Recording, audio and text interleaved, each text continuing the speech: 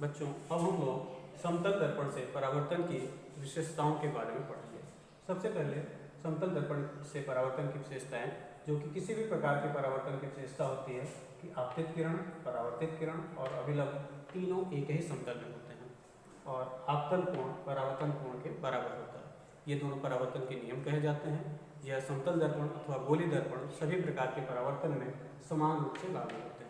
समतल दर्पण से बनने वाले प्रतिबिंब की विशेषता की अगर बात की जाए तो हमने देखा कि समतल दर्पण से बनने वाला प्रतिबिंब वस्तु के बराबर और दर्पण से वस्तु की समान दूरी पर होता है, सीधा बनता है और आभासी बनता है। आभासी अर्थात दर्पण के पीछे बनता है, वहाँ पर प्रकाश की किरणें मिलती हुई प्रतीत होती हैं। हम उस प्रतिबिंब को पर्दे पर प्राप्त नहीं कर सकते। समतल दर्पण से परावर्तन की एक और विशेषता है पार्श्व व्युत्क्रम, और ये एक महत्वपूर्ण विशेषता है जिसमें वस्तु का दाहिना हिस्सा प्रतिबिंब में बायां और वस्तु का बायां हिस्सा प्रतिबिंब में दाहिना प्रतीत होता है। जैसे यहाँ पे हमने अंग्रेजी का लेटर P लिख रखा है। यदि समतल दर्पण के सामने अंग्रेजी के लेटर P को रखा जाए तब उसका प्रतिबिंब कुछ इस तरह से जो है प्राप्त होगा। इस घटना को हम लोग पार्श्व व्युत्क्रम या लैटरल इन्वर्जन कहते हैं।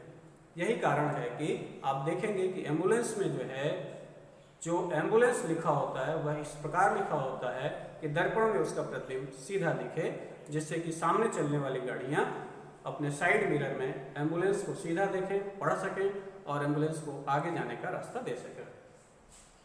अब यदि दो दर्पण एक दूसरे से किसी एक झुकाव थीटा पे रखे हों, इस स्थिति में प्रतिबिंब किस प्रकार बनेगा, कितना बनेगा, इसके बारे में जो है हम ध्यान देंगे। यदि दो दर्पण एक दूसरे से थीटा कोण बनाते हुए रखे हैं और हम स्मॉल n एक कोई वैल्यू मान लें जिसको हम 360 divided by theta 360 by theta से प्राप्त करें। अब दो स्थितियां हो सकती हैं कि 360 बटे थीटा समपूर्णांक है। यदि 360 बटे थीटा समपूर्णांक आता है, इस स्थिति में प्रतिबिंबों की संख्या n = n-1, यानी 360 बटे थीटा का मान जो भी आएगा उससे एक कम प्रतिबिंब बनेगा। उदाहरण के लिए यदि थीटा की वैल्यू 60 अंश है, यानी दो दर्पण एक दूसरे से 60 अंश के झुकाव पे रखे हुए हैं, तब 360 बटे थीटा का मान हुआ 6, लेकिन प्रतिबिंब 6 नहीं बनेंगे, 6 से एक कम अर्थात 5 प्रतिबिंब बनेंगे। तो यहाँ पे प्रतिबिंबों की संख्या अगर n जो है समपूर्णांक है तब प्रतिबिंबों की संख्या n-1 होगी। अब यदि 360 बटे थीटा की वैल्यू विषम पूर्णांक आ गई तब दो संभावनाएं बनती हैं। हमने यहाँ देखा समपूर्णांक था, हमने एक घटा दिया, प्रतिबिंबों की संख्या हमेशा विषम बनी। यदि 360 बटे थीटा क्या था, सम था। यदि 360 बटे थीटा पहले से ही विषम पूर्णांक आ जाए तब दो संभावनाएं हैं। एक तो वस्तु जो है दोनों दर्पणों के सममित रेखा पर रखी हुई है, अर्थात ये दोनों कोण ही कितना है, θ/2 है। तब इस स्थिति में पुनः प्रतिबिंबों की संख्या n-1 हो जाती है, अर्थात सम प्रतिबिंब प्राप्त होते हैं। जैसे मान लीजिए अगर थीटा की वैल्यू 40 अंश है तो हमने देखा कि कुल 9 आ रहा है। स्मॉल n की वैल्यू कितनी आ रही है, 9 आ रही है, लेकिन प्रतिबिंबों की संख्या 9 न होके 9 ऋण 1 अर्थात 8 होगी। और यदि वस्तु असममित रूप से रखी हुई है तब प्रतिबिंबों की संख्या 360 बाई थीटा के बराबर ही होगी, अर्थात उस स्थिति में प्रतिबिंबों की संख्या विषम होगी। यानी दो परिस्थितियों में प्रतिबिंबों की संख्या विषम प्राप्त होती है। कब? यदि 360 बटे थीटा सम हो तब प्रतिबिंबों की संख्या विषम होगी, और यदि वस्तु असममित रूप से रखी हो और 360 बटे थीटा का मान भले ही विषम हो लेकिन प्रतिबिंबों की संख्या क्या होगी, विषम होगी। और यदि 360 बटे थीटा का मान विषम प्राप्त हो रहा है लेकिन वस्तु सममित रूप से रखी हुई है, तो सममित रूप से रखे वस्तु का प्रतिबिंब में प्रतिबिंबों की संख्या सम संख्या प्राप्त होती है। एक और चीज हम लोग देखेंगे, विचलन। विचलन से हमारे यहाँ तात्पर्य है कि परावर्तन के पश्चात आपतित किरण और परावर्तित किरण एक दूसरे से कितना कोण बनाती हैं, या आपतित किरण अपने मार्ग से कितना विचलित होते हुए परावर्तित होगी। यहाँ पे देखिए प्रकाश की किरण है जो अभिलंब से थीटा कोण बना रही है। अगर ये दर्पण न होता तो यह इस दिशा में जाती। लेकिन दर्पण होने के नाते यह अभिलंब से थीटा कोण बनाते हुए वापस चली जा रही है।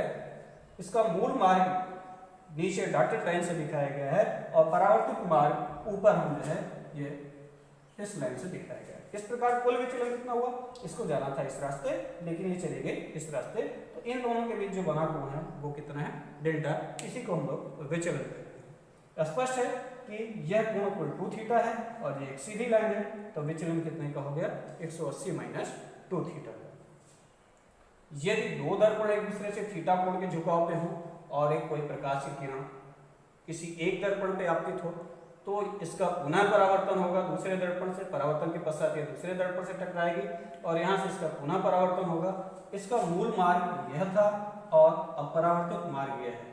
तो मूल मार्ग पहले जिस मार्ग पे जा रही थी और परावर्तित मार्ग, इसके बीच जो कोण बनेगा डेल्टा, उसे हम लोग विचलन कहेंगे, विचलन कोण कहेंगे। और यहाँ पे यह सिद्ध किया जा सकता है कि इस कोण का मान 360 माइनस 2 थीटा होता है। समतल दर्पण से परावर्तन की कुछ और विशेषताएं हैं।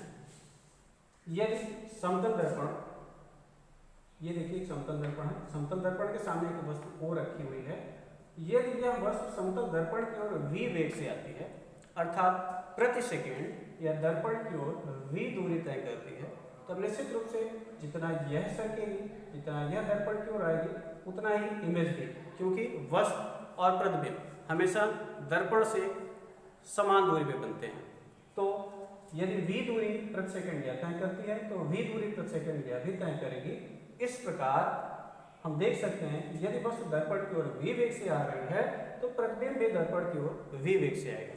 अब इनके रिलेटिव वेलोसिटी की बात करें, सापेक्षिक वेग की करें, तो दोनों ही v और v दूरी तय कर रही हैं, यानी प्रति सेकंड इनके बीच की दूरी 2v डिस्टेंस से घट जा रही है। इस तरह इनका आपेक्षिक वेग 2v होगा।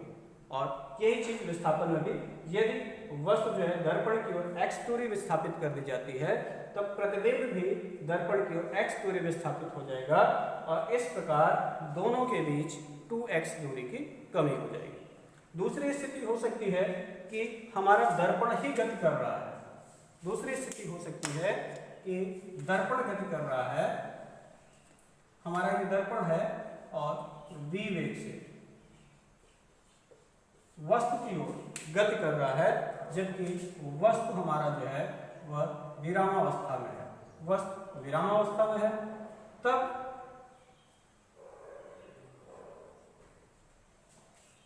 यदि दर्पण वस्तु की ओर v वेग से गति करेगा, तो प्रतिबिंब वस्तु की ओर 2v वेग से गति करेगी की जाएगी। विस्थापन में देखा जाए तो दर्पण का वस्तु की ओर यदि विस्थापन x होता है, तो वस्तु तथा प्रतिबिंब के बीच की दूरी में 2x की कमी होती जाएगी। अब एक प्रश्न कई बार पूछा जाता है कि किसी एक व्यक्ति को अपना पूरा प्रतिबिंब देखने के लिए दर्पण की न्यूनतम ऊंचाई क्या होनी चाहिए।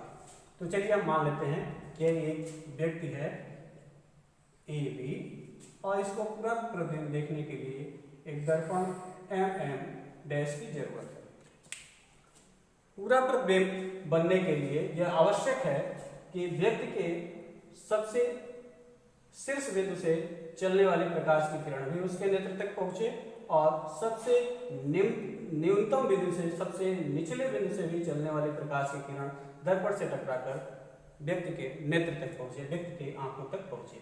चलिए हमने मान लिया यह एक प्रकाश की किरण AM चलती है, जो परावर्तन के पश्चात बिंदु E पर मनुष्य की आंख तक बिंदु E तक पहुंचती है और इसी प्रकार उसके निचले हिस्से B से चलने वाली एक किरण BM डैश परावर्तन के पश्चात M डैश E मार्ग का अनुसरण करते हुए उसकी आंखों तक पहुंचती है।